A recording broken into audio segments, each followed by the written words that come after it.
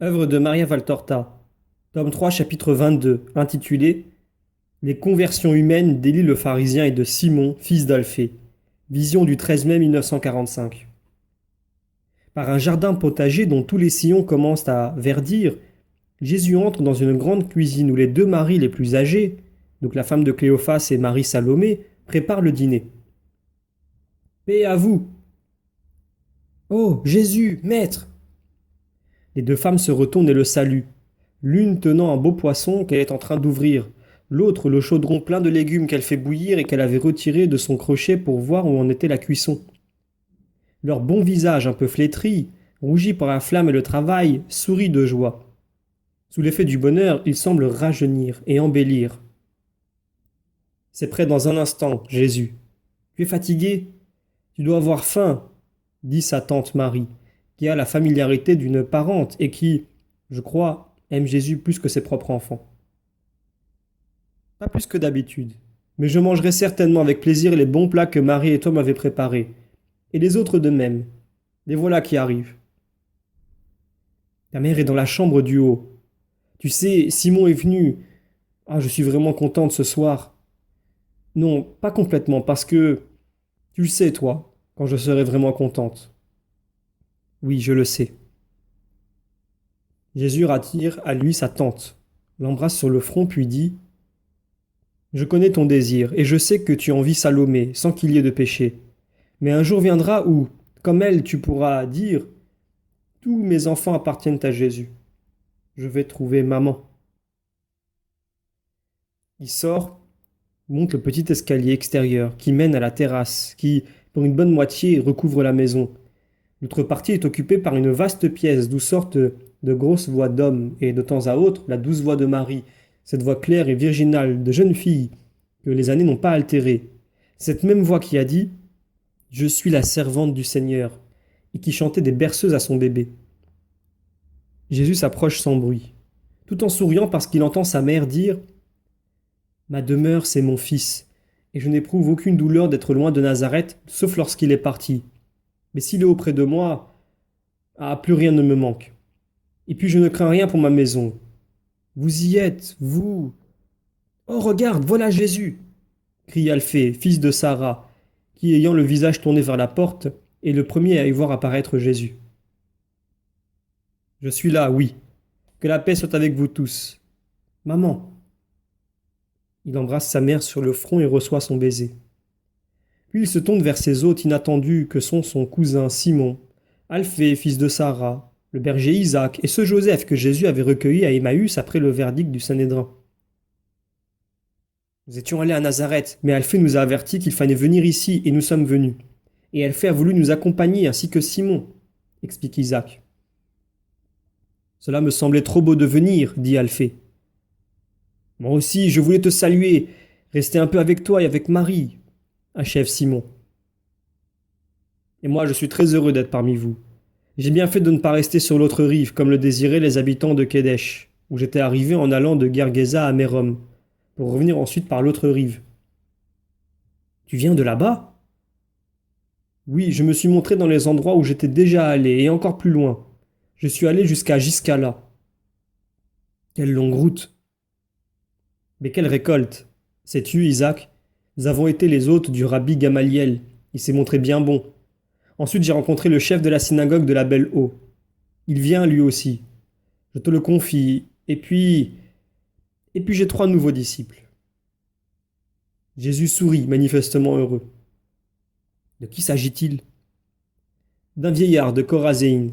Je lui ai rendu service autrefois, et pour me montrer son amour, ce pauvre homme, un vrai juif sans prétention, sans prévention, a travaillé la région pour moi comme un parfait laboureur le fait pour son seul. Le second est un enfant de 5 ans, guère plus. Intelligent, hardi. Je lui avais déjà parlé la première fois que je suis allé à Bethsaïde. Et il s'en est souvenu mieux que les adultes. Le troisième est un ancien lépreux. Je l'ai guéri un soir près de Chorazine, il y a déjà longtemps. Puis je l'ai quitté. Je le retrouve maintenant parlant de moi sur les monts de Nephtali. Et pour confirmer ses dires, il lève ce qui lui reste de ses mains, guéri mais partiellement diminué, et il montre ses pieds, guéris mais déformés, avec lesquels il fait beaucoup de routes pourtant. À ce qui lui reste, les gens comprennent à quel point il a été malade et ils croient à ses paroles accompagnées de larmes de reconnaissance. Il m'a été facile de parler là-bas, parce que quelqu'un m'avait déjà fait connaître et avait amené les autres à croire en moi. J'ai ainsi pu faire de nombreux miracles. Celui qui croit réellement peut tant. Alphée écoute sans mot dire. Il ne cesse d'acquiescer de la tête alors que Simon baisse la tête sous le reproche implicite. Quant à Isaac, il jubile ouvertement de la joie de son maître, qui va raconter le miracle accompli peu de temps auparavant sur le petit-fils d'Élie. Mais le dîner est prêt et les femmes aidées par Marie y préparent la table dans la grande salle, apportent les plats puis se retirent en bas. Seuls les hommes restent, et Jésus offre, bénit et distribue les parts. Mais après quelques bouchées à peine, Suzanne monte annoncer: Élie est arrivé avec des serviteurs et de nombreux cadeaux, mais il souhaiterait te parler. Je viens tout de suite. Ou plutôt fais-le monter. Suzanne sort et revient peu après avec le vieil Élie accompagné de deux serviteurs qui portent un grand panier. Derrière les femmes, Marie exceptée, observe avec curiosité. Que Dieu soit avec toi, mon bienfaiteur, salue le pharisien. Et avec toi, Élie, entre. Que veux-tu? Ton petit-fils est encore malade? Oh, il va très bien, il saute dans le jardin comme un cabri. Mais tout à l'heure j'étais tellement bouleversé, tellement sans dessus-dessous, que j'ai manqué à tous mes devoirs. Je désire te prouver ma reconnaissance et je te prie de ne pas refuser les petits cadeaux que je t'offre. Un peu de nourriture pour tes disciples et toi. Ce sont des produits de mes domaines, et puis je voudrais, je voudrais t'avoir à table demain pour te dire encore merci et te faire honneur en compagnie d'amis. Ne refuse pas, maître. Je pourrais croire que tu ne m'aimes pas et que si tu as guéri Élisée, c'est seulement par un mot pour lui, pas pour moi. Je te remercie, mais ces cadeaux n'étaient pas nécessaires. Tous les grands et les savants les acceptent, c'est l'usage. Moi aussi, mais il y a surtout un cadeau que j'accepte bien volontiers, que je cherche même. De quoi s'agit-il? Dis-le-moi. Si je le peux, je te l'offrirai. Il s'agit de votre cœur, de votre pensée. Donnez-les-moi, pour votre bien. Mais je te les consacre, Jésus béni. En douterais-tu? J'ai eu... Oui, j'ai eu des torts envers toi, mais maintenant j'ai compris. J'ai aussi appris la mort de Doras qui t'avait offensé. Pourquoi souris-tu, maître? Un souvenir. Je pensais que tu ne croyais pas à ce que je disais. Oh si, je sais que la mort de Doras t'a ému plus encore que le miracle de ce soir. Mais ne crains pas Dieu. Si réellement tu as compris et si réellement tu veux être dorénavant l'un de mes amis. Je vois que tu es vraiment un prophète. Moi, c'est vrai, je craignais davantage. Je venais surtout à toi par crainte d'un châtiment semblable à celui de Doras. Et ce soir, je me suis dit, voilà, le châtiment est venu. Il est encore plus atroce parce qu'il n'a pas frappé le vieux chêne dans sa propre vie, mais dans ses affections, dans sa joie de vivre, en foudroyant le petit chêne qui faisait toute ma joie. C'est cela qui m'a mené, plus encore que mon malheur. J'avais compris que cela aurait été juste, comme pour Doras. Tu avais compris que cela aurait été juste, mais tu ne croyais pas encore en celui qui est bon. Tu as raison, mais maintenant, ce n'est plus la même chose. J'ai compris. Alors, tu viens chez moi demain? Élie, j'avais décidé de partir dès l'aurore. Mais pour que tu ne puisses pas t'imaginer que je te méprise, je repousse mon départ d'un jour. Demain, je viendrai chez toi. Ah, tu es vraiment bon. Je m'en souviendrai toujours. Adieu, Élie, et merci pour tout. Ces fruits sont superbes, ces fromages doivent être crémeux. Le vin est certainement des meilleurs. Mais tu pouvais tout donner aux pauvres en mon nom. Il y en a pour eux aussi, si tu veux, au fond. C'était une offrande pour toi. Alors nous distribuerons celle-là ensemble demain, avant ou après le repas, comme tu veux. Que la nuit te soit paisible, Élie. À toi de même, adieu. Il part avec ses serviteurs.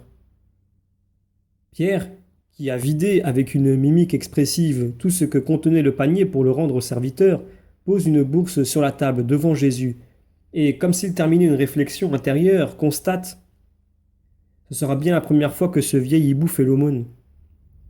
C'est vrai, confirme Matthieu. Moi j'étais avare, mais lui il me dépassait. Par son usure, il a multiplié ses biens par deux.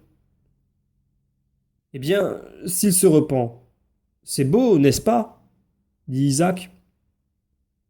Oui, c'est beau, et il semble bien qu'il en soit ainsi, approuvent Philippe et Barthélemy. Le vieil Élie converti. Ah ah ah. Pierre rit de bon cœur.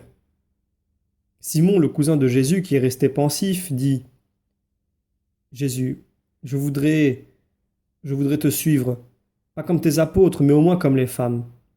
Permets-moi de m'unir à ma mère et à la tienne. Tous viennent. Moi, moi qui suis ton parent, je ne prétends pas avoir une place parmi eux, mais au moins comme cela, comme un bon ami. Que Dieu te bénisse, mon fils. Comme j'attendais ces mots de ta part, s'écrie Marie, femme d'Alphée.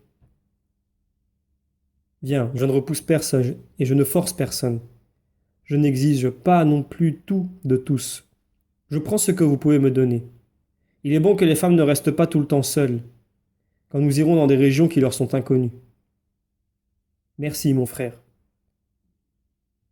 Je vais l'annoncer à Marie, dit la mère de Simon avant d'achever. Elle est déjà en bas dans sa petite chambre et elle prie, et elle en sera bien contente. Le soir tombe rapidement. On allume une lanterne pour descendre par l'escalier, déjà dans la pénombre du crépuscule. Les uns partent à droite, les autres à gauche pour se reposer. Jésus sort et va au bord du lac. Le village est parfaitement calme, les rues désertes de même que la rive, et il n'y a personne sur le lac en cette nuit sans lune. Il n'y a que les étoiles dans le ciel et le clapotis du ressac sur la grève. Jésus monte dans la barque tirée sur le rivage, s'y assied, pose un bras sur le rebord, et appuie la tête et reste dans cette position. Matthieu le rejoint très prudemment. Tu dors, maître demande-t-il doucement. Non, je réfléchis. Viens ici avec moi, puisque tu ne dors pas. Tu m'as paru troublé et je t'ai suivi. N'es-tu pas content de ta journée? Tu as touché le cœur d'Élie, tu as trouvé Simon, fils d'Alphée, comme disciple. Matthieu, tu n'es pas un homme simple comme Pierre ou Jean. Tu es subtil et instruit. Sois donc franc. Serais-tu heureux de ces conquêtes? Mais, maître, ils sont toujours meilleurs que moi, et tu m'as dit ce jour-là que tu étais très heureux de ce que je me sois converti. Oui, mais toi, tu t'étais réellement converti, et tu étais franc dans ton évolution vers le bien. Tu venais à moi sans tout un travail de réflexion. Tu venais poussé par la volonté de ton âme. Il n'en va pas de même d'Élie, pas même de Simon. Le premier n'est touché que superficiellement. L'homme Élie a été secoué, pas l'âme d'Élie. Elle est restée la même. Une fois retombée l'émotion que le miracle de Doras et de son petit-fils ont suscité en lui, il redeviendra l'Élie d'hier et de toujours. Quant à Simon, Simon lui aussi n'est encore qu'un homme. S'il m'avait vu insulté plutôt qu'exalté, il m'aurait plaint et comme toujours, il m'aurait quitté. Ce soir, il s'est rendu compte qu'un vieillard, un enfant et un lépreux savent faire ce que lui, mon parent, ne sait pas faire. Il a vu que l'orgueil d'un pharisien s'est plié devant moi et il a décidé, moi aussi. Mais ce ne sont pas ces conversions décidées à la suite de considérations humaines qui me rendent heureux. Elles me dépriment au contraire.